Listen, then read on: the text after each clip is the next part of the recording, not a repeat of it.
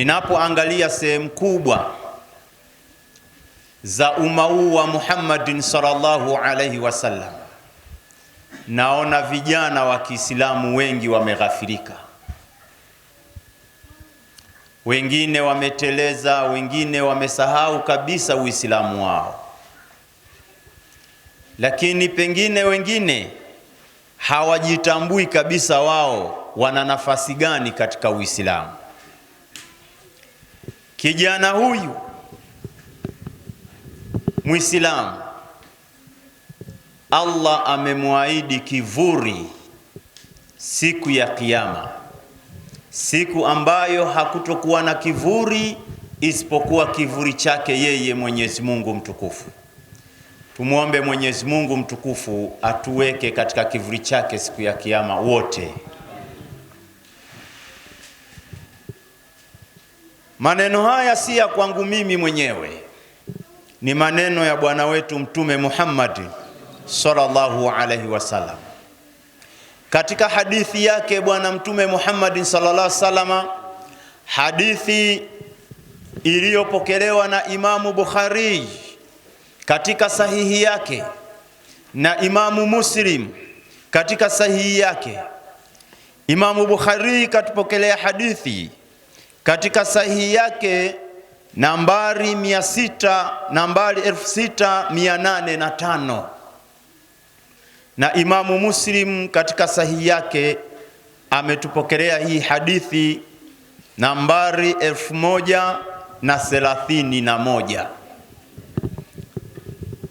Hadithi inasema, sab'atu alladhina yudhilluhumullah yawma la dhillu illa dhilluhu, watu wa aina 7 ambao Mwenyezi Mungu atawaweka katika kivuli chake siku ambayo hakutokuwa na kivuli chochote kile isipokuwa kivuli cha Mwenyezi Mungu. Ni siku gani hii? Tutaijua. Sasa watu wa aina 7 hao, Mtume Muhammad sallallahu alaihi wasallam akamtaja kijana, hakumsahau kijana. Tunapoangalia ujana, vijana wapo hapa wengi sana. Vijana wa Igundu, sikilizeni vizuri, mtabaki na dhima hii. Mtume Muhammad akasema washabu, na ni kijana nafaha, ni kijana ambaye ameshikamana na ibada ya Mwenyezi Mungu. Maana yake ni kijana aliyelelewa katika makuzi ya kiimani, makuzi ya kiibada. Washabun nashaa fi ibadatillah, kijana aliyeshikamana na ibada ya Mwenyezi Mungu. Kilele cha Uislamu huu wa sasa hivi, ukizunguka kote sehemu kubwa duniani, vijana wanaoshikamana na ibada wamebaki wachache sana. Niwapongeze sana tena sana vijana ambao wamedumu katika makuzi ya kiibada, na niombe hata sisi vijana ambao tumezaliwa leo hapa Igundu na jana, ambao kwamba nuru ya Uislamu imewathibitikia, mmeipokea vizuri, basi mbadilishe mienendo yenu, angalau muendelee kuwa katika takwa ya Mwenyezi Mungu. Msije mkawa mmesilimu kwa mihemuko, kwamba nimeupenda tu Uislamu, wengine wakaja kuchukua kanzu wakapewa wakaondoka. Haitokufaa chochote siku ya Kiyama. Siku hii ni nzito sana, na ndo hadithi hii inaiongelea siku ya Kiyama. Sab'atu alladhina yudhilluhumullahu yawma la dhillu illa dhilluhu, watu 7 ambao watafunikwa na kivuli cha Allah siku ambapo hakutokuwa na kivuli isipokuwa kivuli chake, ni siku hiyo ya Kiyama. Siku ya Kiyama ni siku nzito sana, na hii siku ya Kiyama itathibitika pale tu watu wote watakapokuwa wamefufuliwa kutoka katika makaburi yao. na watakapokuwa wamefufuliwa watakuwa wako uchi wa mnyama. Hakuna vazi, hakuna kiatu, hakuna kanda mbili, hauna kanzu wala shuka yoyote ile. Unatolewa katika kaburi lako. Ilipofika katika habari za kuhadithia siku hii, Bi Aisha alimuuliza Mtume, ya Rasulullah, hivi ni kweli watu wote watafufuliwa aliyakuwa wako uchi? Mtume akamwambia naam. Aisha akasema, ya wasayata, ole wangu mimi, nitaiweka wapi aibu yangu mimi? Mtume akamwambia, Aisha, hivi hujui maneno ya Mwenyezi Mungu yaliyopo katika surati Al-Abasa? Anasema, likulli mri'in minhum sha'anu yughni wujuhu yawma idhin musfira. Aisha akakumbuka, yauma yafirru almar'u min akhihi, siku ambayo mtu atamkimbia nduguye, wa ummihi wa abihi, na baba yake na mama yake, hatojua uchungu wa mazazi. Tunayolilia mtoto wangu, mwanangu, baba yangu, mama yangu, siku hiyo halitokuwepo neno hilo. Kila mtu atakuwa anatamka tu nafsi, nafsi, na itafutia pa kuiweka nafsi yangu. Allahu akbar. Ni siku nzito. Sasa Aisha alipoambiwa, Mtume akamwambia hakutokuwa na mtu kujishughulisha kuangalia aibu za mwenzake. Hakutokuwa na yeyote yule atakayesema ni muone fulani miguu yake ni milonjo, ana miguu sijui ya nini. Hakuna. Kila mtu atakuwa anaihangaikia nafsi yake tu.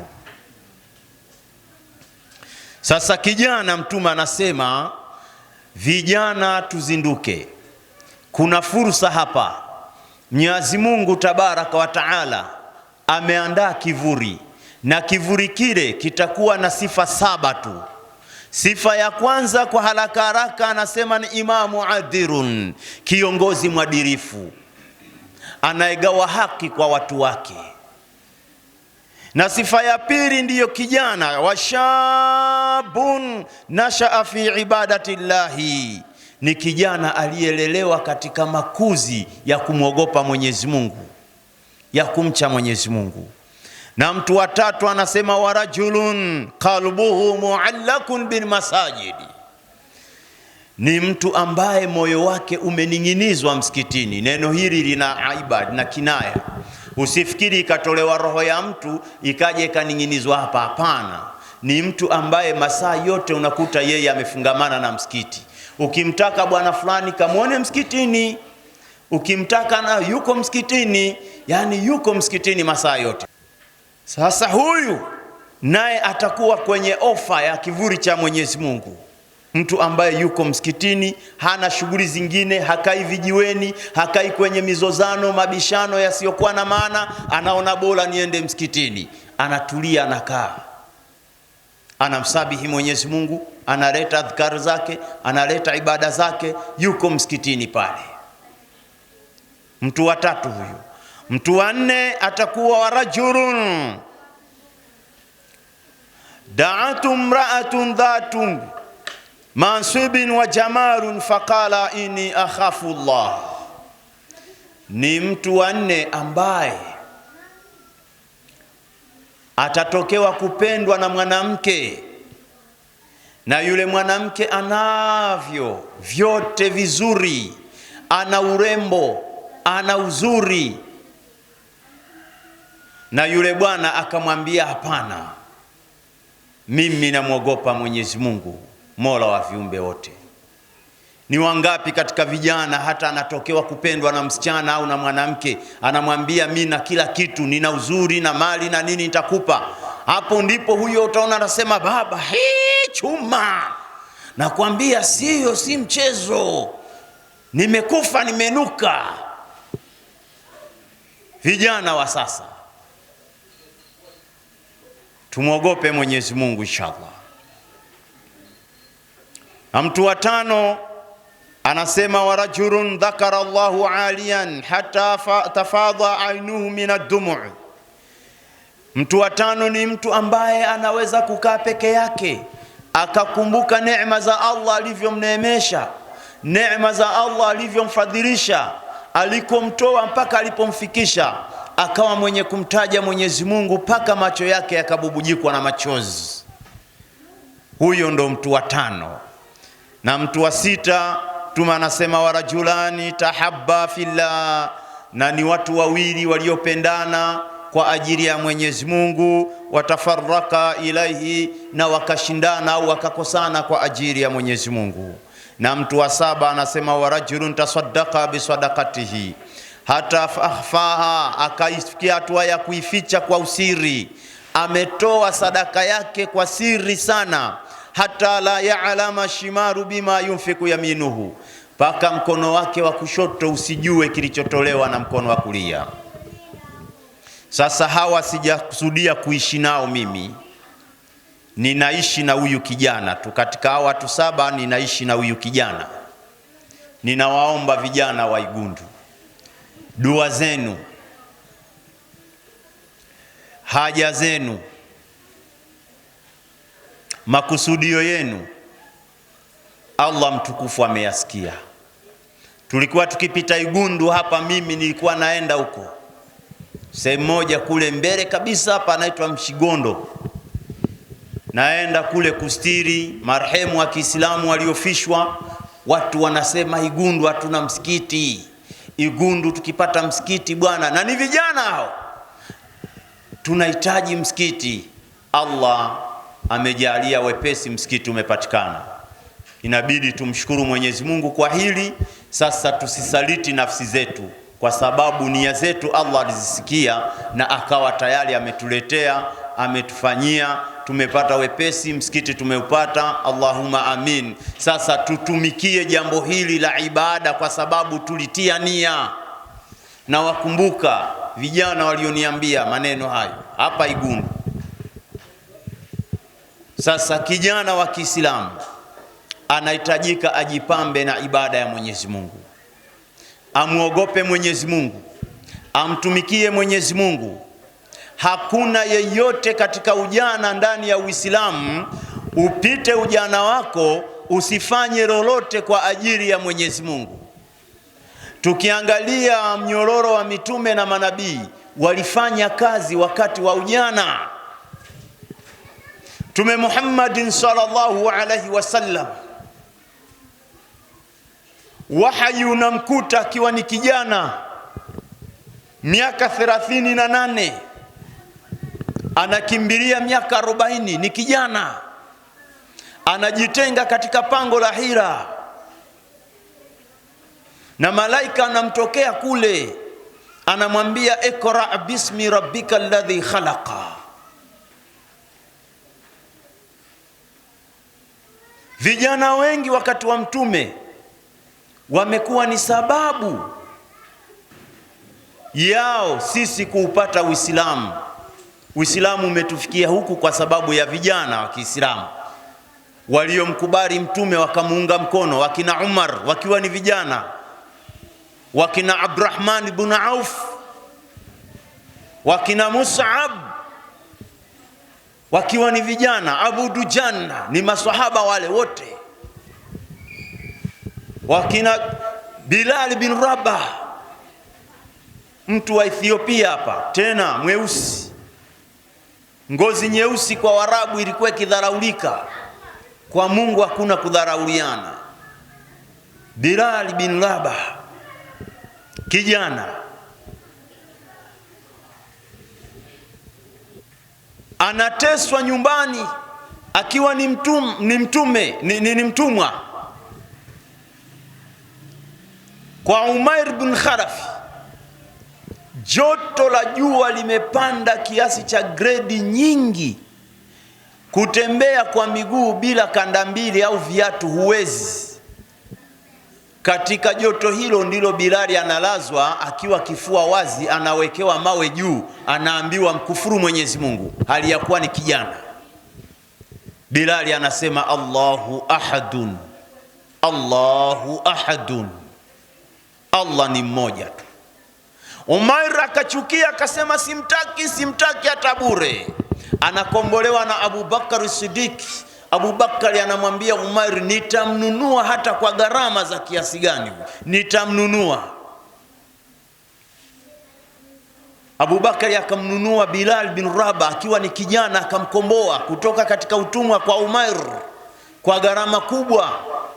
Mwenyezi Mungu mtukufu akashusha aya ndani ya Qur'ani akasema, alladhi yu'ti malahu yatazakka wama li ahadin indahu min ni'matin tujza illa ibtigha'a wajhi rabbil a'la wala sawfa yarda.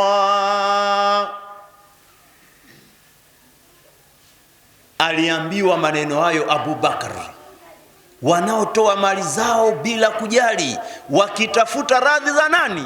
Za Mola wao. Hakujali thamani yoyote Abu Bakari, wakiwa ni vijana. Leo sisi vijana, ukizunguka mashekhe misikiti mingi, vijana hawamo msikitini. Vijana wengi wamebaki kusali sala mbili tu, sala ya Idi, Idi al-Fitri na Idi al-Adha, Idi ndogo na Idi kubwa. Bas, masaa yote sala tano alizotuamrisha Mwenyezi Mungu kusali, vijana sasa hivi wa kilele hiki hawasali, hawamo misikitini kabisa. Wanakimbililia dunia na wao, wanaihangaikia dunia na wao. Dunia inapita.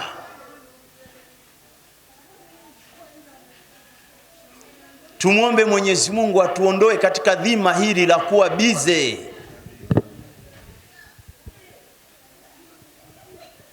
Ikiwa kama sisi tumekwisha ambiwa kwamba kila siku tusali sala tano, tutaulizwa. Hamwezi kujua. Watoto waleteni wasome, vijana wasome, waijue dini yao. Kwa nini sala tano? Kwa sababu siku ya Kiyama watu wataulizwa wote, na sio wote tu, hata mitume pia watafanya nini? Wataulizwa. Sababu ukisoma Qur'ani, Mwenyezi Mungu anasema katika surati Zumar, wanufikha fi suri faswaika ma fi samawati wa ma fi al-ardi illa ma sha Allahu thumma nufikha fihi ukhra fa idha hum qiyamun yanzurun wa ashrakat bi nuri rabbiha wa jia bi nabiyina wa shuhadai. Ardhi tang'aa kwa mng'ao wa Mola wake. Kinachofuatia ni nini ya Rabbi? Anasema wajia bi nabiyina wa shuhadai, wataletwa manabii wote na mashahidi. Wa qudhiya bainahum bilhaqi, na hukumu itapitishwa kati yao kwa haki. Au manabii tunao wasoma kila siku. Nabii Nuhu, nabii wa kwanza, mtume wa kwanza ni mtume Nuhu alayhi salatu wassalam. Mtume wa mwisho ni Muhammad sallallahu alayhi wasallam. Wote wataletwa na wataulizwa siku hiyo ambayo hakutokuwa na kivuli isipokuwa kivuli cha nani? Cha Mwenyezi Mungu. Joto litapanda. Mkumbuke hali ya duniani hapa panaitwa Igundu eti. Ile kiangazi kikipiga sana lile joto lile, huwa mna kama kwenye majumba ndani. Watu wanasema joto hili limekuwa ni hatari. Lakini ni joto ambalo wanasayansi wanatuambia jua limeiacha dunia maili ngapi shekhi?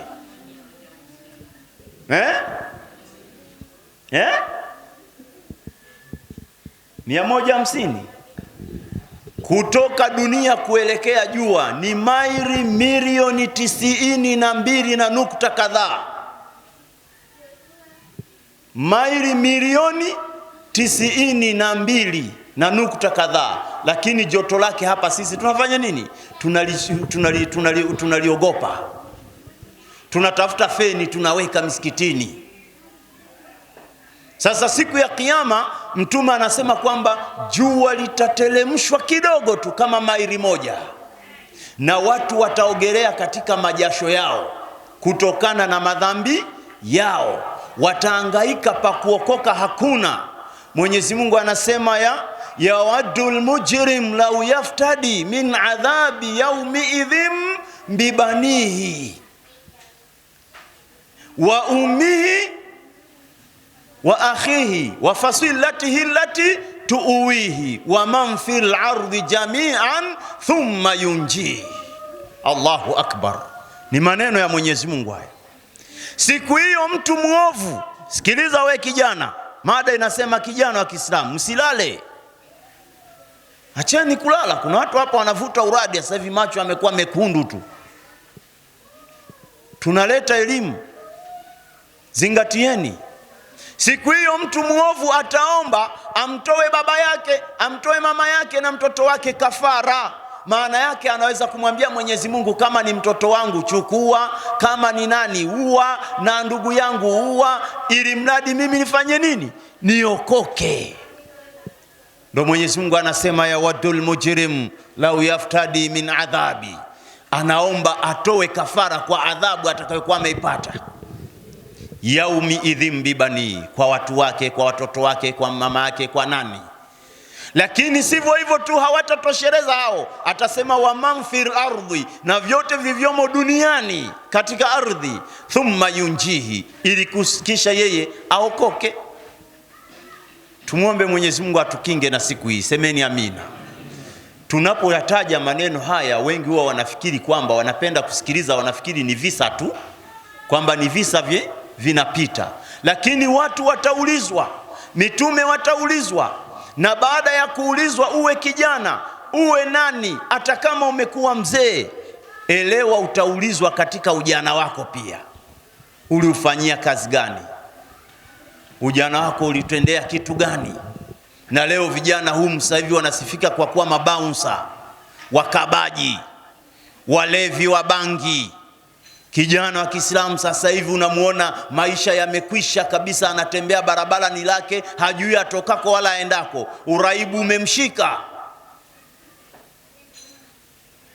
miguu inampeleka kwenye makuberi, miguu inampeleka kwenye mafimi puri, kwenye kucheza mapuru, miguu inampeleka kwenye betting, mashine za kubeti. Ibada ya Allah hafanyi kabisa. Kijana huyo bado ana nguvu.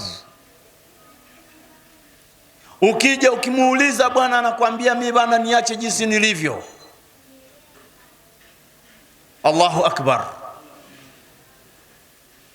Tuogope sana. Haya maneno si ya uongo. Watu wataulizwa, na kisha ukishaulizwa,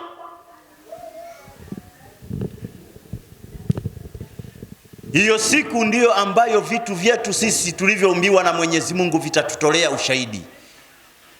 Allah tuepushe na hizi viungo vyetu vya mwili wetu, masikio yetu, ngozi yetu, macho yetu, kututolea sisi ushahidi. Vitatamka maneno, kwa sababu mdomo Mwenyezi Mungu ataufunga, hautoongea. Na kama hautoongea mdomo, kitakachozungumza ni nini? Ni viungo vyako vya mwili. Na mwisho wa siku unajishangaa kuona ngozi yako inakutolea ushahidi, masikio yako yanakutolea ushahidi, mikono yako inatamka, Mwenyezi Mungu ataitamkisha. Allahu akbar. Na ikisha tamka mikono yako, wewe utaanza kujishangaa, unaanza kuniekwe, hata wewe mkono wangu, na wewe mkono wangu unanitolea ushahidi, na wewe ngozi yangu unanitolea ushahidi leo. Na wenyewe utasema antakana alladhi antaka kulla shay'in, sio mimi, amenisemesha yule anayesemesha vitu vyote.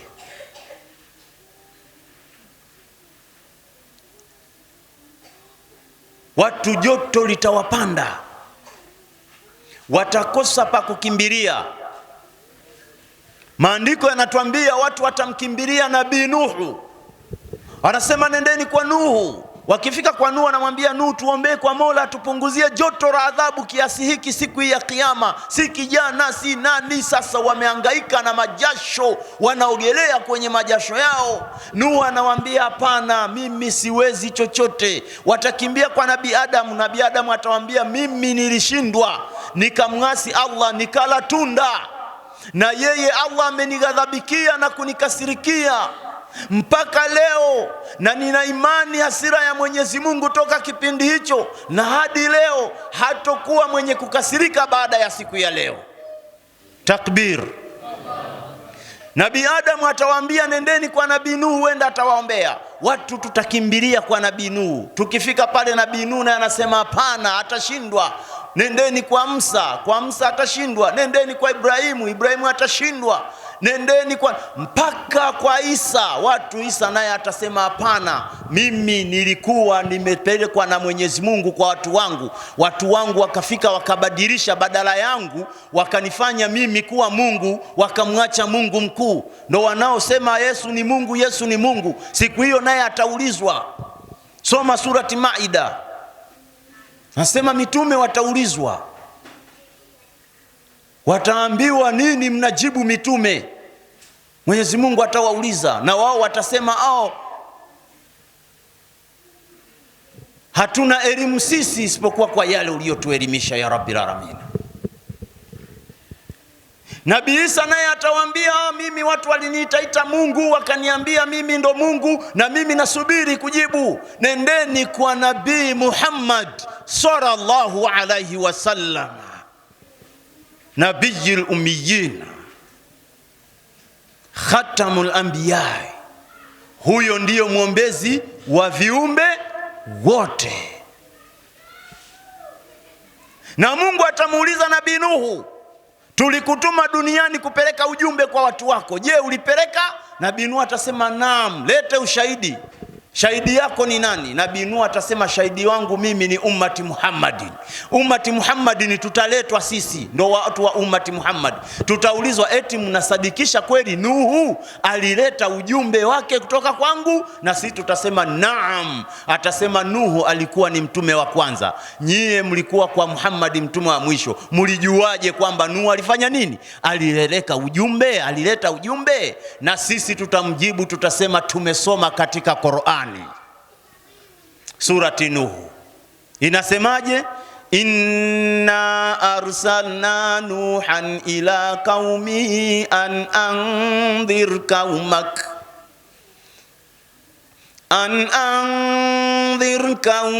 min qabl an ya'tiyahum adhabun alim. Ndio ushahidi tutakaomtolea Nuhu sisi. Mwenyezi Mungu anasema sadakta, ni kweli. Kwa hiyo tuwe makini. Sipendi kurefusha sana.